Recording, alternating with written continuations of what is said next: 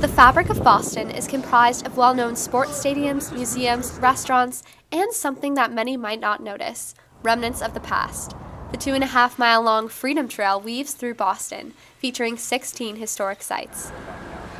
Since the 1990s, the Freedom Trail Foundation has helped preserve these sites and has run tours along the trail to educate and entertain the public. Suzanne Taylor, the executive director, is one of the many who are enthusiastic about the trail. There's a lot of passion on the Freedom Trail for not only learning history, but just being part of the fabric of the city. The trail from beginning to end is all very, very good. Each site has something to bring to our history. Each Freedom Trail tour is led by an enthusiastic tour guide dressed in 18th century clothing. They bring real life to the trail, and what we say here is they bring history to life.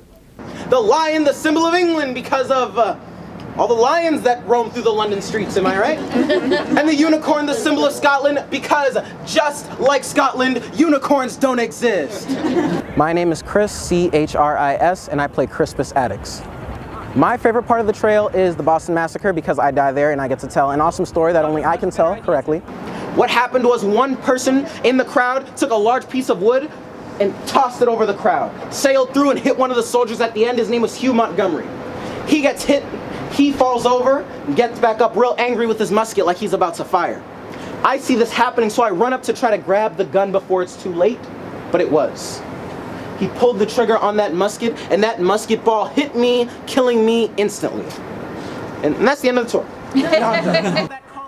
While figures from the American Revolution might seem far off and unrelated to your life, really, they are the people who made Boston and America what it is today.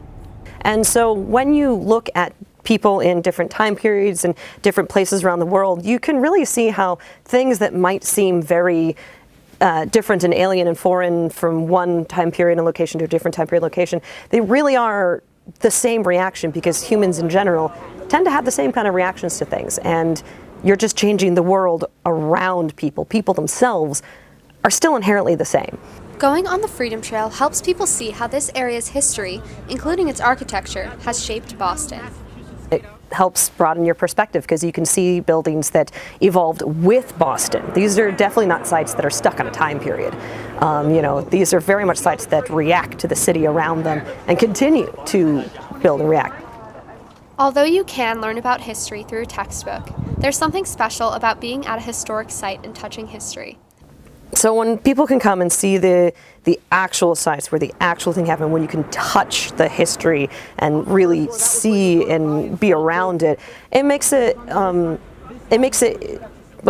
But also it makes it pertinent to them too. So come on the Freedom Trail if you want to learn how Boston's history has formed the world today. It's also just a lot of fun. For Newton North TV, this is Lilly Hacsi, signing off. And lastly, everyone, the last stop on our tour is all this grass, all these trees, all this dirt around us. It is the Boston Common. Boston Common is America's oldest public park. It was settled in 1630 by a fun group of people that we call the Puritans.